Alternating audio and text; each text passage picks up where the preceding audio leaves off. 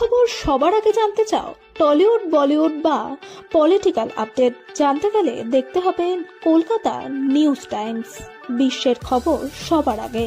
লেখক দেবাশিস ভৌমিক আজ পার্ক স্ট্রিটের অক্সফোর্ড বুক স্টোরে তার চতুর্থ বই ফার্স্ট ডে অ্যাট ওয়ার্ক প্রকাশ করেছেন। এই অনুষ্ঠানে তাকে কানাডায় তার বাসভবন থেকে ভার্চুয়ালি যোগ দিতে দেখা গেছে। বইটিতে ভারতের স্বাধীনতার 1 মাস আগে ভারতে জন্মগ্রহণকারী একজন ভারতীয় মহিলার জীবন এবং প্রায় 8 দশক ধরে তার যাত্রা আদর্শের বিরুদ্ধে লড়াই করার জন্য তার নিরলস প্রচেষ্টা, তার আত্মসমর্পণ, তার গ্রহণযোগ্যতা এবং তার জয়ের গভীর দৃষ্টিভঙ্গি তুলে ধরেছে। এই উপলব্ধি অনুষ্ঠানে স্বাধীন চলচ্চিত্র নির্মাতা এবং লেখক দেবারতী গুপ্ত, বিখ্যাত শিল্পী বিজয়লক্ষ্মী বর্মন এবং পুরস্কারপ্রাপ্ত কবি ও পণ্ডিত সম্রাজ্ঞী বন্দ্যোপাধ্যায় সহ বিশিষ্ট ব্যক্তিত্বদের অন্তর্দৃষ্টি ছিল। তো লিটল বিট অ্যাবাউট মি। আমি একদম কলকাতাতে বড় হয়েছি, জন্মেছি, বড় হয়েছি, পার্ক স্ট্রিটে অনেক সময় কাটিয়েছি, নরওয়ান্দা স্কুলে পড়েছি, তারপরে ইউনিভার্সিটি অফ ক্যালকাটা ওখানে পড়াশোনা করেছি, আর অক্সফোর্ডে অনেক সময় কাটিয়েছি অ্যাজ ওয়েল। তো অক্সফোর্ড 100 বছর দেখে খুব মজা লাগছে আর খুব আনন্দ হচ্ছে। তো দ্যাটস ওয়াই এই বইটাতে আমি এখানে লঞ্চ করতে চাইলাম আর কি, কলকাতাতে। বিকজ আমার যাই লিখি, যাই করি, আমার ডে জব হচ্ছে মোর অ্যাবাউট টেকনোলজি, রাইট? আমি টেকনোলজি, এআই এসব নিয়ে কাজ করি। কিন্তু কি হয়, যাই লিখি ইভেন সেগুলোতেও কলকাতা বারবার ফিরে আসে। Because even when I look leadership 4.0, সেখানে whole bunch of examples about Kolkata. Because অনেকগুলো বছর ওখানে কাটিয়েছি, ওখানে ওখানেই আমার মন, ওখানেই আমার ফ্যামিলি, তাই সবকিছু। তো সেটা আমি মাই ডে জব, আমি টেকনোলজিস্ট, অনেক জায়গাতে কাজ করেছি, পৃথিবীর সব জায়গাতেই অল অ্যাবাউট আইটি আর টেকনোলজি এক্সেট্রা। কিন্তু বই লেখাটা শুরু হয় কোভিড প্যান্ডেমিকের সময়। প্যান্ডেমিক তো আমাদের অনেক কিছু চেঞ্জ করে দেয়। তো বাড়িতে বসে আছি, অনেকটা সময় অনেক বেশি ট্রাভেল করছি না। Usually I travel A lot for work. তো তখন প্রথম বইটা লিখলাম। ফার্স্ট বুকটা ওয়াজ, যেটা ঝুমুর বললো, লিডারশিপ 4.0। ওটা নিয়ে অনেক কথা বলবো না আজকে, কিন্তু ওই লেখাটার কারণটা হচ্ছে যে যেটা আমি করি সেটাকে একটা ক্রিস্টালাইজ করে বইতে লেখার একটা ইচ্ছা হলো। তো প্রথম এক্সপেরিমেন্টটা করাতে it was successful. So most people liked it was a best seller. And then লিখে বেশি একটা আনন্দ হলো আর একটা ভয়ও লাগলো। যখন বইটা প্রথমবার পাবলিশ হলো, নতুন অথার তো বেশ একটা ভালনারেবল মোমেন্ট হলো, ওইটা বেশ সুন্দর লাগলো। So anyways, fast forward, so I kept on writing books, which gave me a lot of pleasure and passion and let me a space to, without constraint, share my thoughts.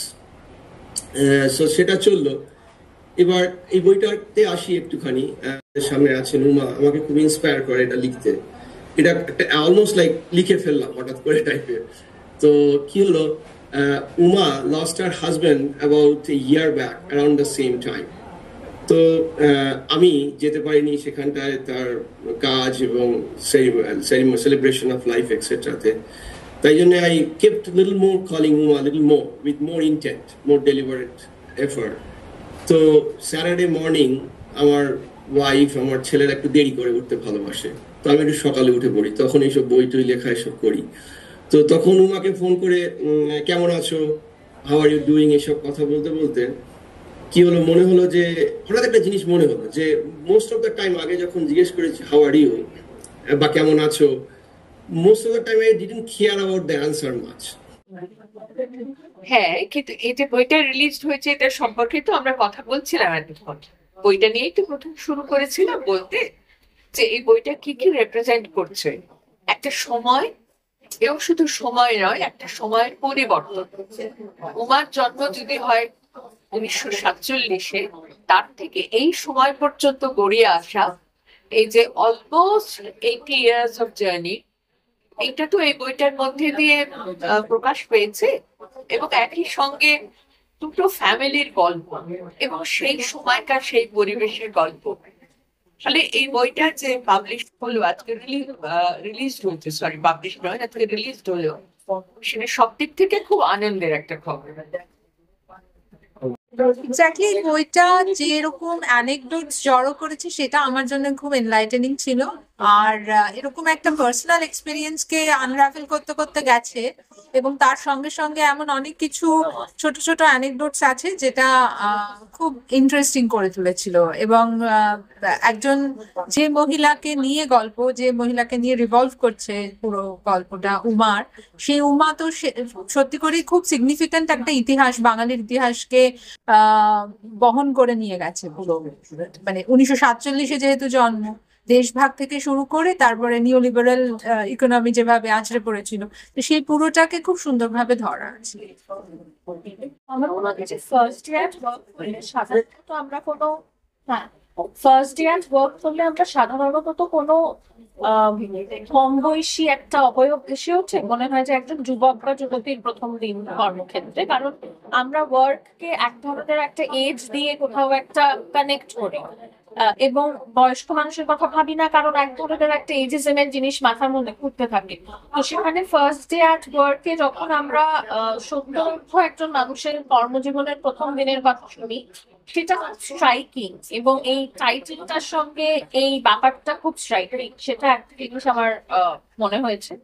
R secondly যেটা আমার মনে হয় যে আমার একবার পড়তে গিয়ে, মানে আমি যদি ভাবি যে একটা বই যখন পাবলিশড হয়, রিলিজড হয়, তখন তো আসলে একটা পুল অফ লিটারেচারের মধ্যে সেটা আর একটা বিন্দু অ্যাড করে। যদি সেটার কথা ভাবি তাহলে খুব কাছাকাছি নয়, বাট তাও পড়তে গিয়ে আমার যে বইটার কথা মনে হয়েছে সেটা হচ্ছে অমিতাভ ঘোষের শ্যাডো লাইনস, কারণ সেখানে একজন ঠাকুমার চরিত্র ছিল। সো অফেন আমার উমার চরিত্রটার মধ্যে দিয়ে সেই অমিতাভ ঘোষের ঠাকুমার চরিত্রের কথা মনে হয়েছে, যিনি পার্টিশনকে খুব অন্যভাবে দেখেছিলেন, এবং এখানেও যেহেতু পার্টিশনের কথা এসেছে, ইন্ডিপেন্ডেন্সের কথা এসেছে, সো আই থিঙ্ক ওই বইটার অ্যাসোসিয়েশনটাও মাথায় এসছে। মানে আমাকে যদি ভাবতে হয় যে একটা পুল অফ লিটারেচারে ঠিক কোন লিনিয়েজে আমি এই বইটাকে বসাতে পারবো, তাহলে আমার মনে হয়েছে যে অমিতাভ ঘোষের শ্যাডো লাইনস এর লিনিয়েজটাই হয়তো আমি বসাতে চাইবো। সময় আর বর্তমান সময়ের মধ্যে হিউজ একটা গ্যাপ আছে। কি মনে হয় যে কি কি পরিবর্তন এখন দরকার, বা তখন কি যে যে জিনিসগুলো ছিল সেগুলো এখনো রয়েছে? আমাদের জীবনে একটা শৃঙ্খলাবদ্ধতা ছিল, একটা গার্জিয়ানদের মধ্যে একটা প্রেম ভালোবাসা ছিল। এখন হলো জগৎটা হয়ে গেছে আমরা সবাই স্বাধীন, সেই স্বাধীনতাটা না থাকলেও আমাদের মধ্যে আনন্দ ছিল, তারপরে একটা বাঁধন ছিল। সে এখন এই সমাজটা বাঁধন হারা হয়ে গেছে আমাদের কাছে মনে হয়। নিউক্লিয়ার ফ্যামিলির জন্য বা সেইগুলো না, সেগুলো না, হয়তো কিছুটা সমাজ ব্যবস্থার জন্য হয়েছে এটা।